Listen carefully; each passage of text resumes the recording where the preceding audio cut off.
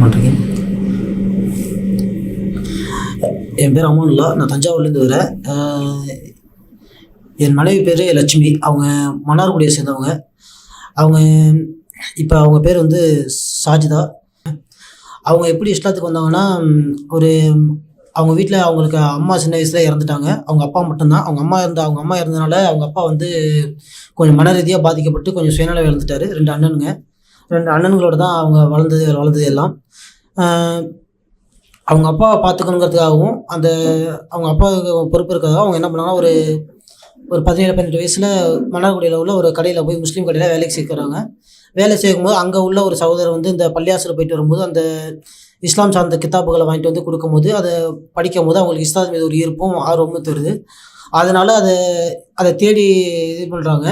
அதை தேடி அது மேற்கொண்டு ஒவ்வொரு கித்தாபாக இந்த மாதிரி வாங்கி படிக்கும்போது யூடியூப்பில் சில பயன்களை பார்த்து கேட்கும்போது அவங்க வீட்டில் ஒரு சின்ன சின்ன பிரச்சனைகள் வருது. இந்த மாதிரி ஏன் கேட்குற அப்படின்றாங்க. இன்னொன்று என்ன பண்ணுறாங்கன்னா, அவங்க அண்ணன் வந்து நீ யாரையா லவ் பண்ணுற அதனால தான் மாறுற அப்படின்றாங்க. இவங்களை யாரும் நான் லவ்லாம் பண்ணல, இஸ்லாத்தை தெரிஞ்சுக்கணும்னு ஆசைப்பட்றேன்னு அவங்க சொல்லும் போது வீட்டில் கடுமையான எதிர்ப்பு வருது.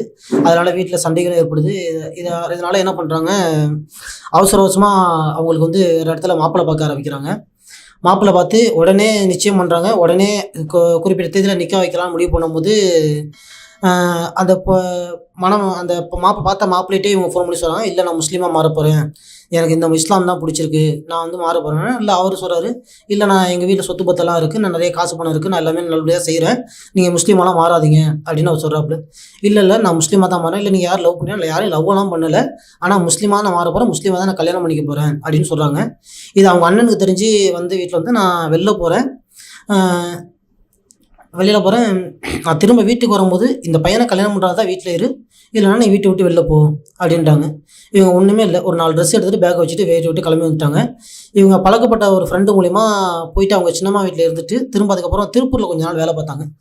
அந்த திருப்பூரில் வேலை பார்த்தவங்கள வச்சுட்டு அவங்க தெரிஞ்ச ஒரு ஃப்ரெண்டு வீட்டில் போயிட்டு ஒரு 2 வருஷம் 3 வருஷம் இப்படியே காலம் கழிச்சுக்கிட்டு அப்படியே அவங்க வீட்டில் அப்படியே வேலை பார்த்துக்கிட்டே இப்படியே இஸ்லாமை கொஞ்சம் கொஞ்சமாக தெரிஞ்சுக்கிறாங்க. அப்போ மேற்கொண்டு இவங்க தீனோட விஷயத்தை இன்னும் நிறைய தெரிஞ்சுக்கணும், என்ன பண்ணு தெரியாமல் தான் பார்க்கணும். இந்த என்னைக்கு வந்து இஸ்லாம்ங்கிற தலைப்பில் அந்த கீழே உள்ள டிஸ்கிரிப்ஷன் நம்பரை கான்டாக்ட் பண்ணி நம்ம மதரசாவில் போயிட்டு அவங்க முழுமையாக இஸ்லாத்தை எதிரி நல்லா தொழுகக்கூடியவர்களாக இபாதத்தை செய்யக்கூடியவர்களாக. இதே மாதிரி நானும் இஸ்லாமிய குடும்பத்தில் பிறந்திருந்தாலும் எனக்கும் இஸ்லாம்னா என்னன்னு தெரியாது. இஸ்லாம் சார்ந்து 21 வயசு வரைக்கும் எனக்கு ரசூல்லாம் யாரும் தெரியாது, தொழுகை தெரியாது, எந்த ஒரு இபாதத்தான எந்த ஒரு செயலும் தெரியாது. நானும் அல்லாஹ்ட்ட துவா கேட்டு வெளிநாடு போகும்போது அல்லாஹ்ட்ட துவா கேட்டு போனேன். நான் 5 வேளை தொழுது கிடையாது. 5 வேளையும் நான் தொழுகணும், இல்லை வெளிநாடு போனதுக்கு தொழுகக்கூடிய பாக்கியத்தை கூடிய அல்லாஹ்ட்ட துவா கேட்ட பிறகு வெளிநாடு போய் தான் சில சகோதரர் மூலயமா அங்கேயும் நான் பிறப்பால் நான் முஸ்லீமாக இருந்தாலும் வாழ்ந்தது வந்து அந்த இஸ்லாமிய கோட்பாடுக்குள்ளே நான் வாழலை. 21 வயசுக்கு பிறகு தான் எனக்கு இஸ்லாம்னா என்னன்னு தெரியுது, அல்லாஹ்னா யாருன்னு தெரியுது, ரசூல்னா யாருன்னு தெரியுது.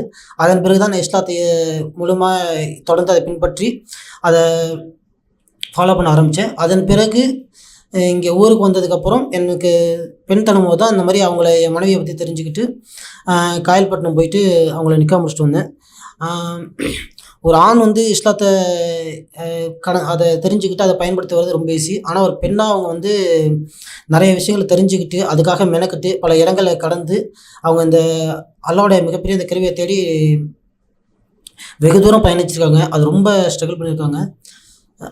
அப்படி கற்றுக்கிட்டு தான் அவங்க அதுக்கு அப்புறம் தான் இங்கே தெரிஞ்ச சகோதரர் மூலயமா நம்ம அங்கே